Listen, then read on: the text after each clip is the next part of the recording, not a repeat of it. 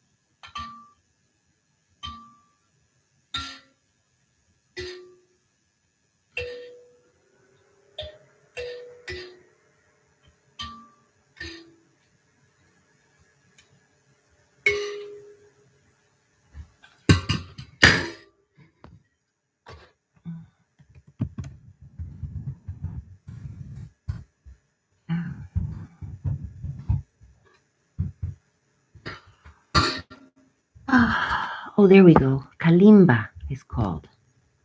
They sell them at Walmart. Jeepers. What do you know? It's even nicer than the one I have. Oh, that's so cute. There's a little one. Huh. Okay. No one's here yet? Oh, nobody cares about me. All right. Well, those of you who are watching this after, I bought this. It's called a Kalimba. A Kalimba. It's an African, I believe West African. I have to Google it, but it's called a Kalimba. I bought it at an outdoor fair in Miami several years ago. They have those outdoor festivals and you can buy things. And so there was a gentleman who made these. He makes these in Miami. I think he's an American man, but he takes the traditional African arts or whatever he did. And I think I follow him on Etsy. Actually, why don't I do that? I'm going to find him. He's on Etsy. So I'm going to quick find him and give him a little boost. I bought this. I didn't even know what it was called when I bought it. I think he told me and I didn't pay attention. I thought, oh, that's cool looking and it plays music. I guess he took some soft metal and pounded it into this shape. I should really do better videos. Look at that horrible quality. Let me open the curtain. It's early, so there's not a lot of sun yet. And I'll wait and see if any people come on here. If they don't, then I'll talk a little bit about this instrument and end the live because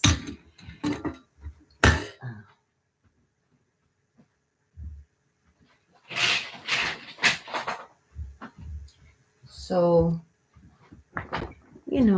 maybe we could research the Kalimba together. I've had this for years and I've never done it. What it's about, but basically it's an instrument like humans. We're human. If we're born into nature without any training, just born, we learn to create music quickly. It's a natural human thing. Just like a songbird is born, you don't have to teach him to sing. He just starts singing it at one point. Sure, maybe he hears the other birds, but what's interesting, there are stories of, for example, eggs that get put into other birds' nests of another species, and the birds raise the baby as their own. So at first the baby acts like the other chick, the other chicks, the other babies. But it gets to a certain point, when they're starting to grow, the bird will turn to his own nature. For example, if he's a duck and he's put in a robin's nest, I'm just saying, whatever. It would be put a bird near the water, obviously another bird. But he grows, and at a certain point, he just becomes who he is. And he starts swimming while the other birds are on the ground, walking around, flying, or whatever. This particular bird of a different race that's a wading bird will go against his adoptive family and do what he does naturally. So, my point being, humans are that way too with our arts. We're born, and whether someone teaches it us or not, our natural talents will come out. So if you're a musician internally, you'll hear music in nature. You'll hear the songbirds.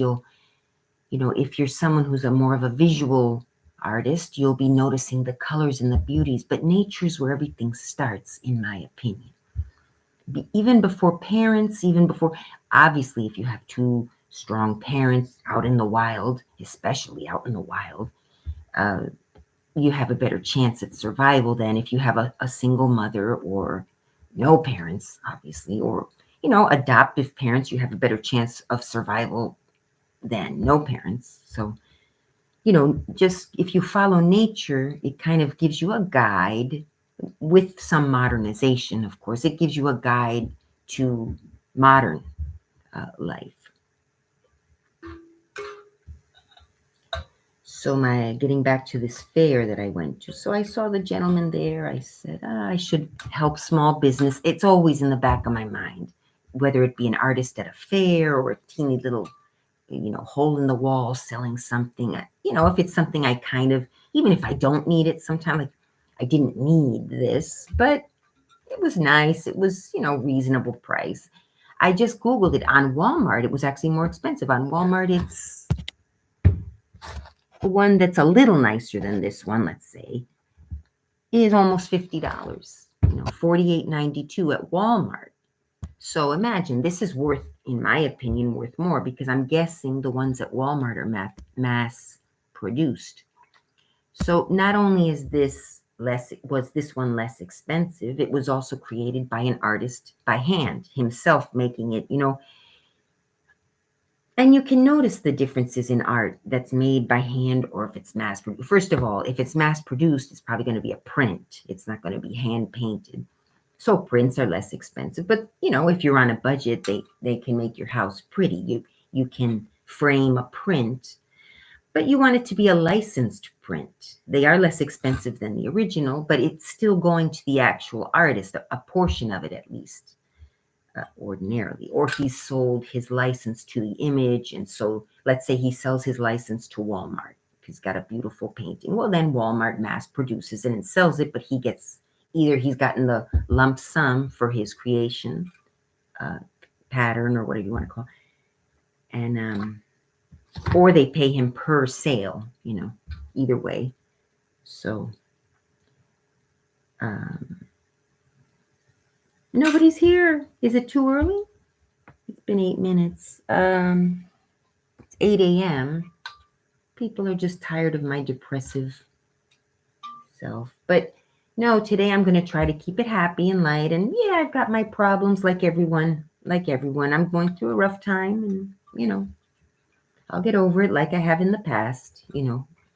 Those of you who are experiencing depression for the first time, there is hope. I know it seems like at the time that you're going through it, it's a chemical thing or whatever, or you've been through a bad, or traumatic situation or upsetting. In my case, yeah, I've had an upsetting situation. Anyway, we're going to keep it positive. Especially since I have 0 followers right now. 0 viewers. Not that it should matter. I know some of you will watch this later, but so that was one thing I wanted to cover today was this Kalimba and to speak about post-depression. I'm still in the depression. Okay. But since I've been through it before, the medication this time, maybe I need a higher dose. I don't know. I'm not feeling the full effect that I've felt in the past. So with the one medication that I've always taken in the past, it's working. So I found a medication that works. And I know that when I need it, like right now, I'm using it. The other one, I'll give it a little longer, but it's been over a year. and I'm not feeling that other medication is doing much for me personally. It doesn't mean it's a bad medication. It's just not working for me. That same medication might work for you. So just always remind yourself everyone's different. Everyone thinks differently. I try to, in my mind, reason with people because I think that I am right. Again, I have to remind myself that I'm probably just having my opinion like everyone else, but I don't know if you would call it pre-narcissism or something. It's like I don't think I'm better than everyone else. I just think I'm right. I don't know. And I know it's like I have the two sides of me. I have the sane side that says, you can't possibly be right about every single thing. I might have some good points. So I have to remind my own self, but you learn to live with yourself. But I'm driving my boyfriend crazy. He's, that's the other thing. When you have this, if you don't have it sort of under control, you might find someone in life, a romantic partner who understands you to a certain extent. But if you're not giving at least something back, even if you are crazy like you are, but you should probably, if it's driving your partner crazy, do your best. I'm maybe I could try a little harder. I don't know, but I'm driving him crazy, which could eventually, since we're already, we're not that we're having doubts, but there are big changes coming up. First of all, it didn't help. I just quit my job. I'm no longer really paying rent. The part of me that's kind of, I don't want to admit that I'm using someone. I hate to admit it, but I am. I love him, but I'm also kind of using him because if I were forced to pay rent, I likely wouldn't have quit my job. So, but I thought about that too. I said, if I quit my job, I may not be able. You got to think of everything, and there were one or two things that I forgot to think about. Okay, but even so, I made the right decision. I just we're keeping it positive. So anyway, those of you who might have just arrived, this is called a Kalimba. It's in I believe West African, but it's definitely from Africa. It's a musical instrument that I guess they created at some point. And, I'll give it nobody's here today, so I'll give it 15 minutes. If no one arrives,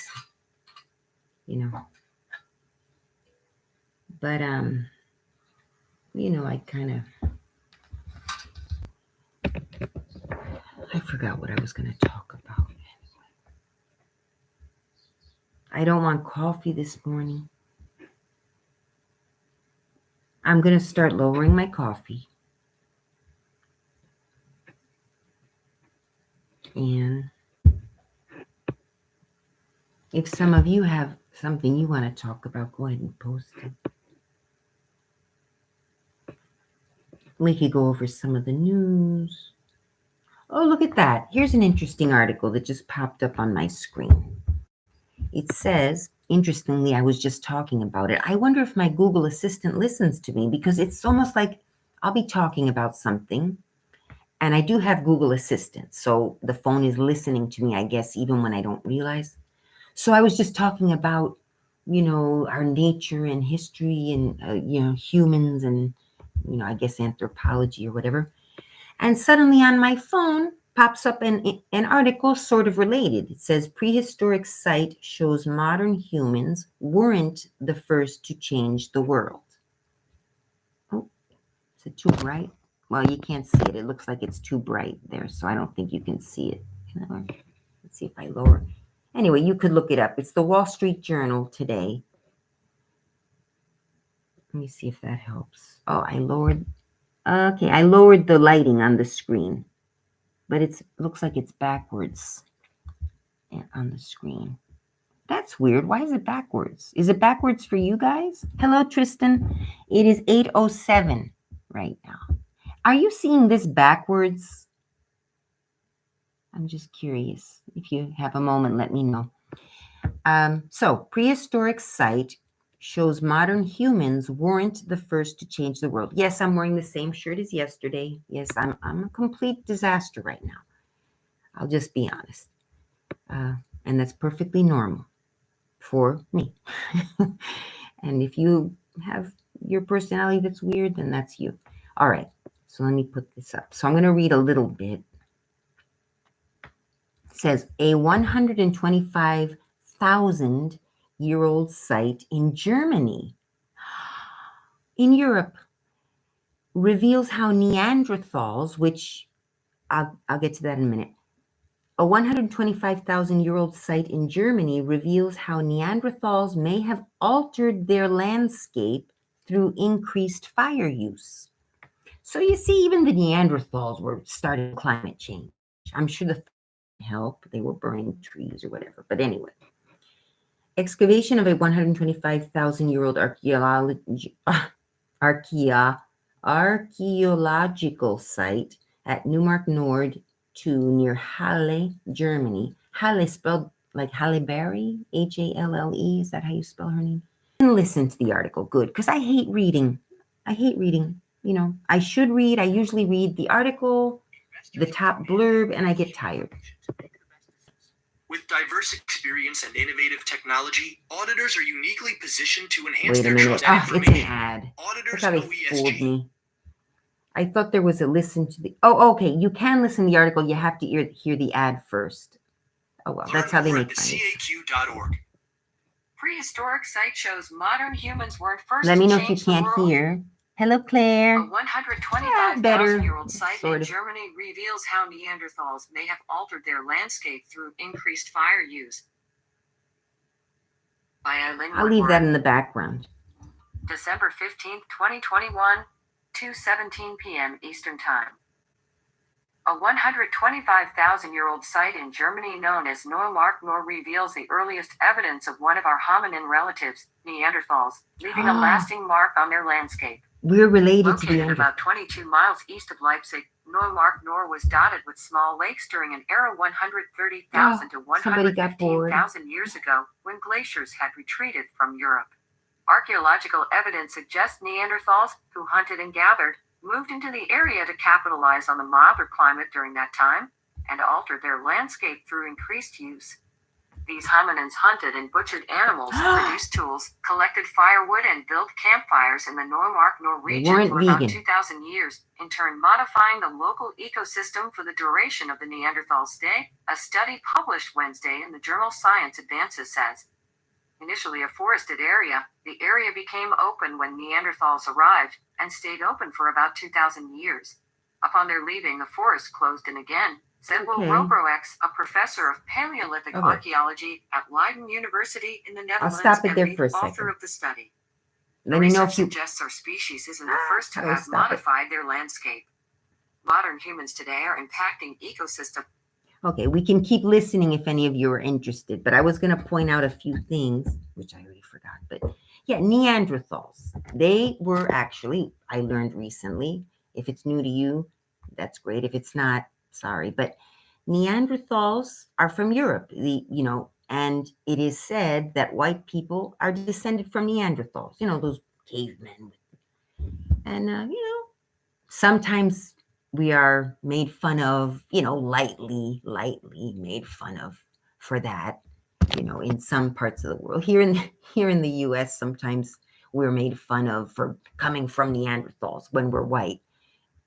That's funny, But yeah, they were kind of, whereas other races came from Egypt, from the Aztecs, cultures that had a little bit more what we would perceive as more dignity. We're the monkeys in the woods, or wherever we are.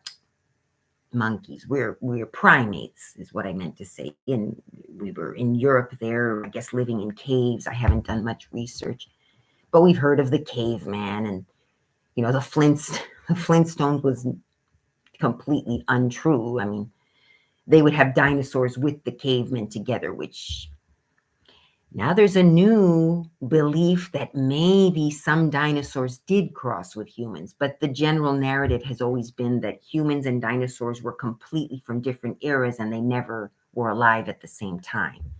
I think recently I heard a teeny article somewhere that maybe some of the dinosaurs survived and were but they certainly weren't those huge brontosauruses and those huge, if anything, they were small.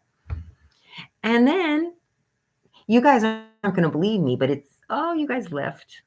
Anyway, you're not going to believe me. Dinosaurs, and I'm going to end this because no one's here. It's 20 minutes. Well, dinosaurs turned into chickens and maybe lizards, but chickens are descended from dinosaurs. Can you believe that? Their legs, you can notice the scaly legs. That's the evidence that's left, and I'm not making it up. I read it in some very well-known scientific, whatever's. So, all right, but I'm gonna go, guys, because nobody's here this morning, and if it gets too long and I start blabbing about different things, it might not help. So thank you to those of you who popped in to say hi. I said hi to all of you, and we'll talk soon. Maybe I'll do an actual real video about something. Okay, and maybe I'll do a makeup. Look at me, I haven't worn makeup in forever. All right, see you guys later. Thanks for stopping by.